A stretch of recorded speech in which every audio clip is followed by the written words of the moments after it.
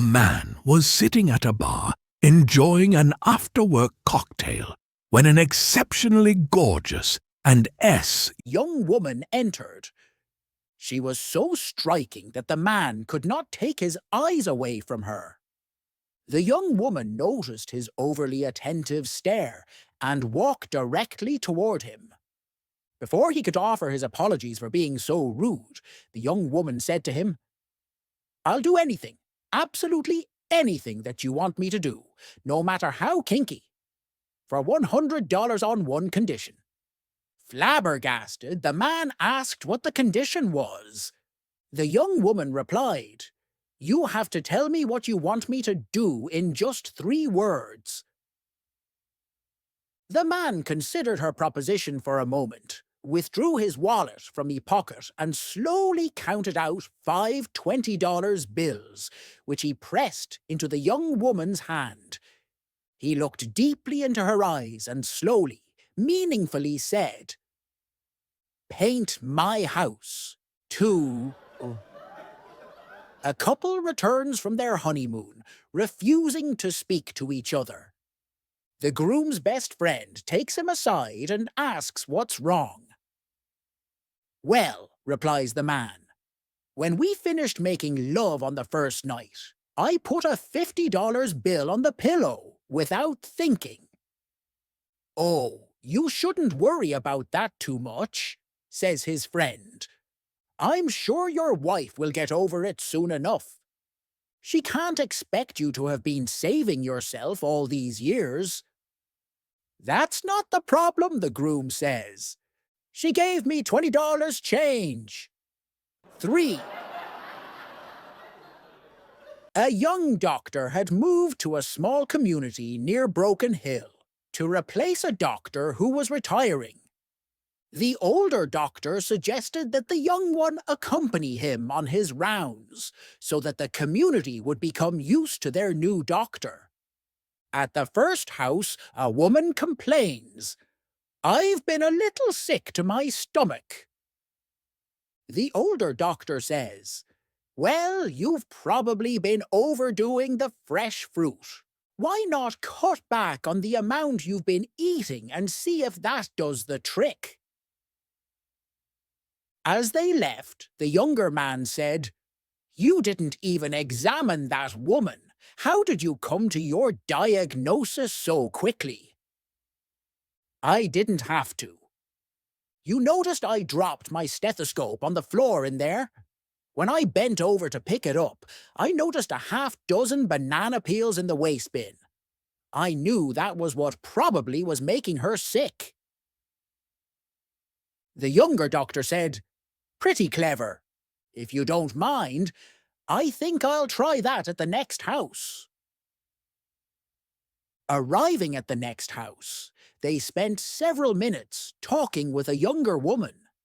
She said that she just didn't have the energy she once had and said, "I'm feeling terribly run down lately." "You've probably been doing too much for the church," the younger doctor told her.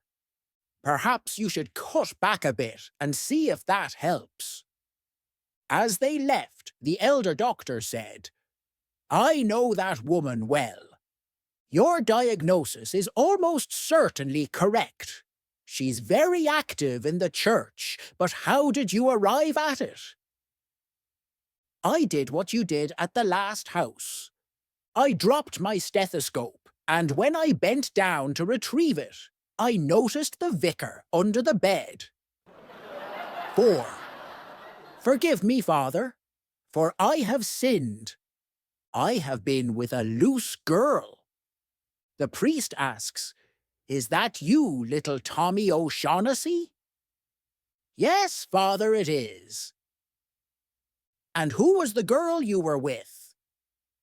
"I can't tell you, Father. I don't want to ruin her reputation."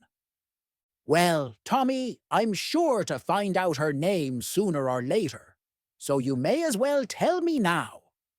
Was it Patricia Fitzgerald?" "I cannot say." "Was it Lisa O'Shanter?" "I'll never tell." "Was it Cathy Odell?" I'm sorry, but I cannot name her. Was it Fiona Mallory? My lips are sealed. Was it Brenda O'Malley then? Please, Father, I cannot tell you. The priest sighs in frustration. You're very tight-lipped, and I admire that. But you have sinned, and you have to atone. You can no longer be an altar boy until 4 months have passed. Now you go and behave yourself. Yes, Father. Tommy walks back to his pew, and his friend Sean slides over and whispers, What did you get? Tommy grins. 4 months vacation and 5 good leads. 5. A man visited the pastor, a man well known for her charitable impulses. Pastor, he said in a broken voice, I wish to draw your attention to the terrible plight of a poor family in this neighborhood. The father is dead, the mother is too ill to work, and the 9 children are starving. They are about to be turned into the cold, empty streets unless someone pays their rent, which amounts to $900. How terrible! Exclaimed the preacher's wife. May I ask who you are? The sympathetic visitor applied his handkerchief to his eyes. I'm the landlord, he sobbed. 6. A young man goes into a liquor store and approaches the shop owner. Customer. Excuse me, can I ask you a question? Shop owner. Sure, son, go ahead. Customer. Why are you selling the Jack Daniels at $30 per bottle? Shop owner.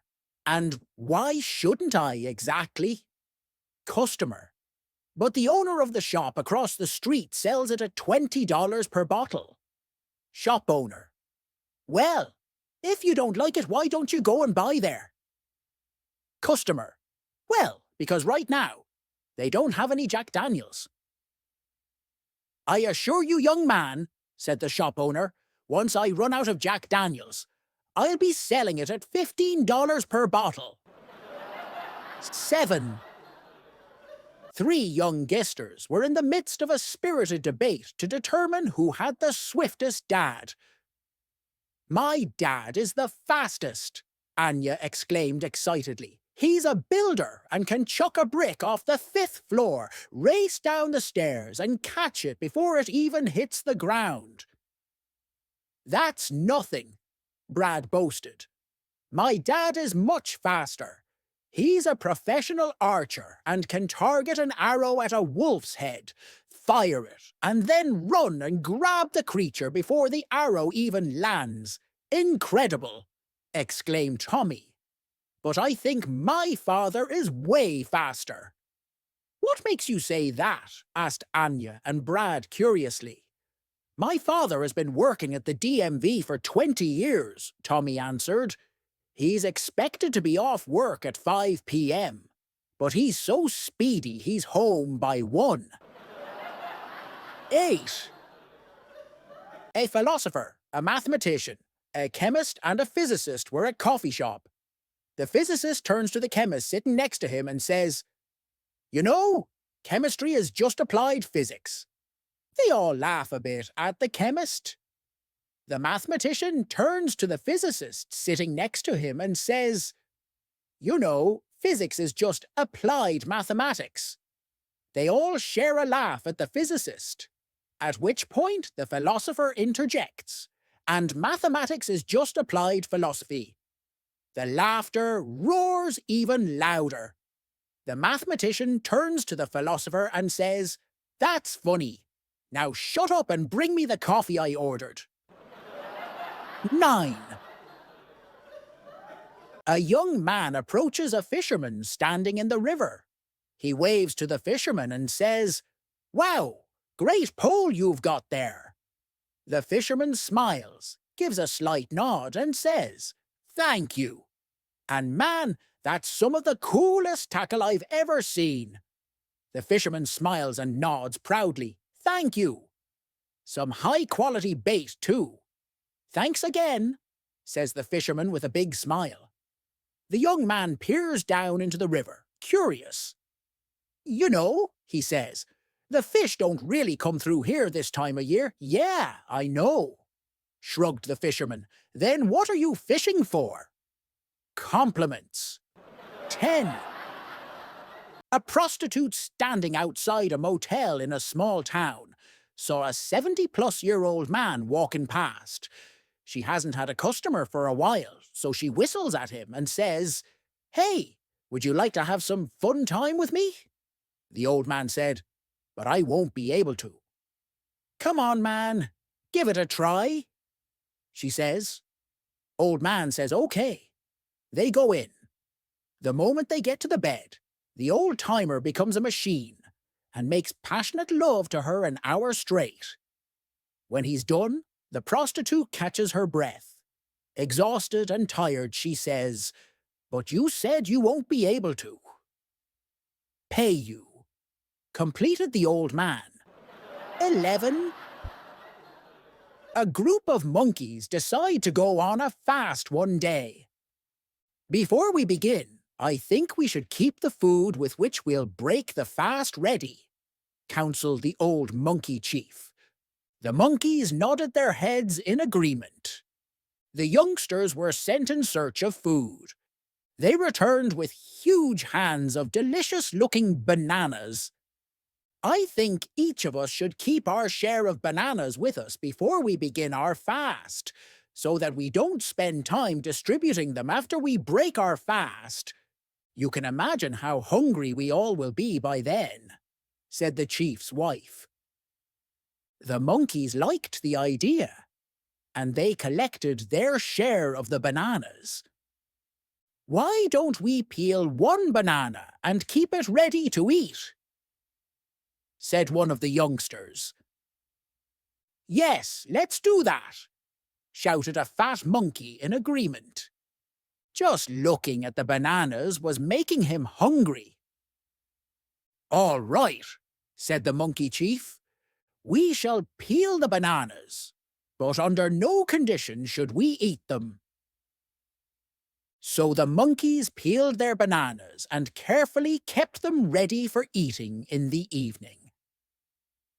Can I keep the banana in my mouth? I promise not to eat it till evening. Please, a little monkey asked his father. Why don't we all put a banana in our mouth? That way we can chew it immediately when we break the fast, said his father, who had agreed to go on the fast only because his wife had not given him a choice. As long as we don't eat it, it should be fine, he added. So the monkeys put the bananas in their mouths. One by one they eyed each other uncomfortably as they began their fast, and as you can imagine, within no time at all, the bananas disappeared down their gullets. And that was the end of their fast.